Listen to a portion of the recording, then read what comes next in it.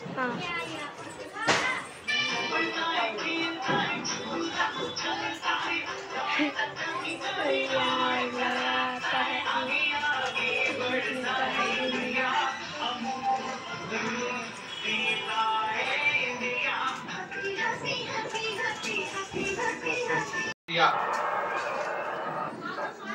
तो गर्दन में क्या जो थोड़ी सी अब चोट भी लगी है वहीं पे अब गेट खोल देता थी वो, पर ये कैच पकड़ना चाहिए था। इस साइड ऊंचाई काफी ज्यादा और जैसे ही स्ट्रोक लगा था ये अंदेशा हुआ था कि गेंद किसी फील्डर के पास जा सकती है, होल्ड नहीं कर पाए और गेंद उनके हाथ से फिसल गई। थोड़ी बहुत चोट तो टकराई लगी होगी क्योंकि काफी हाइट से बॉल आ रही तो मैदान से बाहर आवश्यकता है। इंजरी से बचना बहुत जरूरी है। हो गया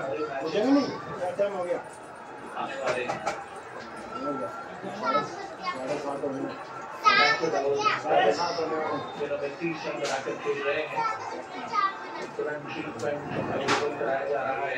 मोहम्मद सिराज को भी अपील कर रहे थे। देखिए 2 दिन बाद बड़ा मुकाबला है भारत का, सेमीफाइनल मुकाबला है। आप चाहते हैं कि आप सारे खिलाड़ी फिट रहे, मौका जरूर ओपन तो कर चलिए बंद बगल पे चले। हाँ चला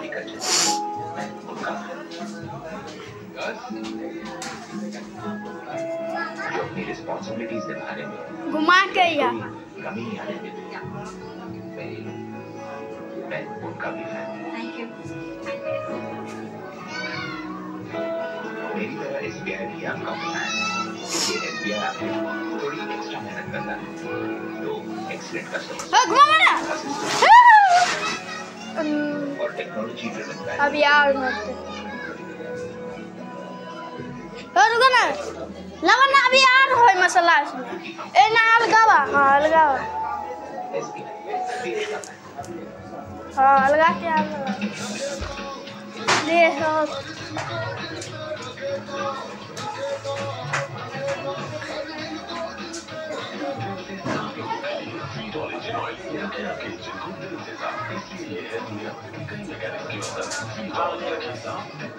हाय का देखा नहीं चाहती हो यार देख ला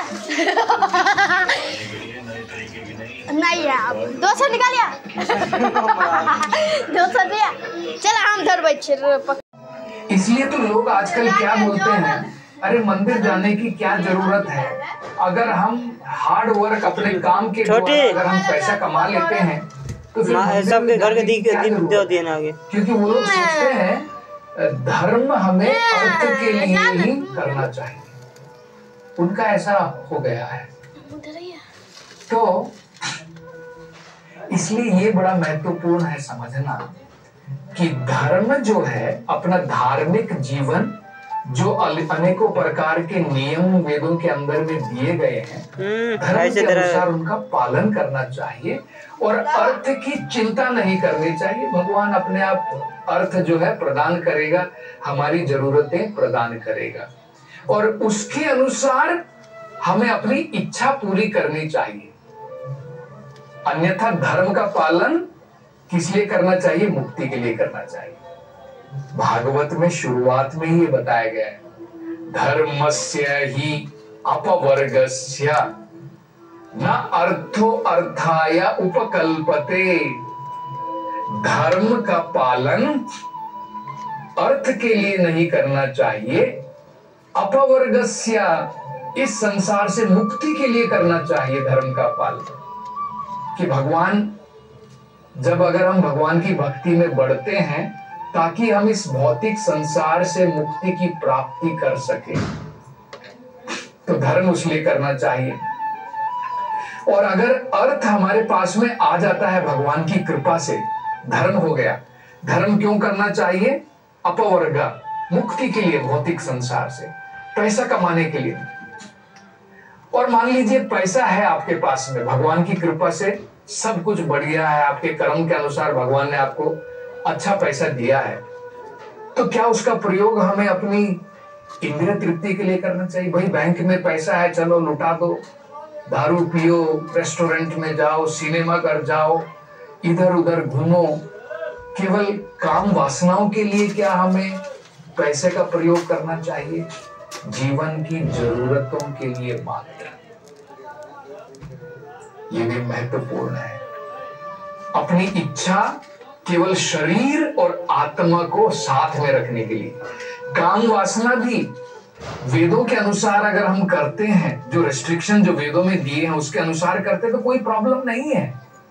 हमारी काम वासना भी अगर हम गृहस्थ जीवन में अपना जीवन बिताते हैं तो ऑटोमेटिकली हमारी वो इच्छा भी पूरी हो जाती है। लेकिन लोग क्या चाहते हैं? घर को छोड़ करके भी प्रोस्टिट्यूशन करना चाहते हैं। अनेकों प्रकार के अवैध प्रकार से लोग जो है अपनी इच्छा पूरी करना चाहते हैं, क्लब में जाना चाहते हैं। तो वो काम वासना हमें पूरी नहीं करनी है। तो यही तो बता रहे सनत कुमार जी, जो व्यक्ति केवल पैसे के पीछे भागता है, और पैसा क्यों चाहिए? अपनी काम वासना पूरी करने के लिए, तो उसकी आध्यात्मिक प्रगति नष्ट हो जाती है। और क्या होगा? अगले जीवन में उसे निम्न योनि की प्राप्ति होगी। वो बता रहे। तो धर्म हमें करना चाहिए अपवर्ग के लिए, मुक्ति के लिए।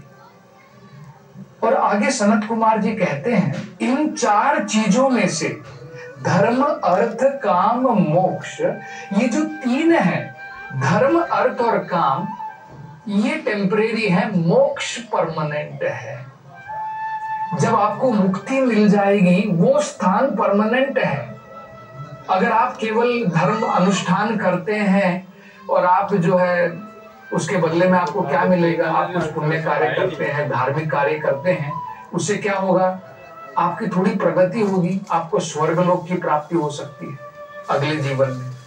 मान लीजिए आप अगले जीवन में स्वर्गलोक तक चले जाते हैं, क्या वो परमानेंट है? भगवान भगवद गीता में बताते हैं, अब्रह्मा भुवनान लोको पुनर्आवर्तिनी अर्जुना। अगर हम ब्रह्मा लोक तक भी चले गए कुछ धर्म का अनुष्ठान का पालन करके, कोई बड़ी बात नहीं है। वहां पर हजारों साल हो सकता है हम लोग जिए, लेकिन जब हमारे पुण्य कर्म के फल खत्म हो जाएंगे, दोबारा धरती पर आना पड़ेगा हमें। तो वो तो परमानेंट नहीं है। तो धर्म जो हम लोग करते हैं ऊपर प्रगति के लिए, स्वर्गलोक जाने के लिए, वो परमानेंट नहीं है। बैंक बैलेंस, अर्थ क्या परमानेंट है? आप जो बैंक का बैलेंस रखते हैं, आपके पास में जो धन है, क्या वो परमानेंट है? लक्ष्मी तो बहुत चंचल बताई जाती है, आज इस हाथ में है, कल इस हाथ में नहीं रहेगी। आपने देखा होगा बड़े बड़े लोगों का दिवाला निकल जाता है, और कुछ नहीं तो फाइनली मान लो आपका दिवाला नहीं निकला, हमारा जीवन निकल जाता है। जब आप शरीर छोड़ करके चले जाएंगे तो क्या आप अधिकार जमा सकते हैं कि भाई मैंने बैंक में 10 करोड़ रुपए डाले थे, वो कहाँ है मेरा अकाउंट? आपका सारा अकाउंट जीरो हो जाता है जब ये शरीर छोड़ करके जाएंगे। अगला जन्म अपने कर्म के अनुसार लेंगे, तब आपका उस पैसे के ऊपर कोई अधिकार नहीं है। तो धर्म जो हम लोग ऊपर की स्वर्गलोक की प्रगति के लिए करते हैं वो टेम्परेरी है, अर्थ भी टेम्परेरी है, और काम वासना है तो बिल्कुल टेम्परेरी। आप अपनी इच्छा पूरी करना चाहते हैं, क्या आपकी इच्छा पूरी हो जाती है, संतुष्टि मिल जाती है? नहीं मिलती। हम लोग देखते हैं, मान लीजिए आपकी जीभ जो है आपको खींच रही है कुछ रेस्टोरेंट में जाकर के खाऊं, तो क्या वो संतृप्ति हो जाती है? तृप्ति नहीं होती है। काम वासनाओं में हम अपना जीवन लगाते हैं, शरीर को लगाते हैं, क्या तृप्त हो जाते हैं? फिर क्यों हम लोग जो है अपनी जो है पत्नी को भी छोड़ करके अनेकों के पीछे भागते हैं? तो ये सब तृप्त होने वाले नहीं है। तो ये सब टेम्परेरी होते हैं।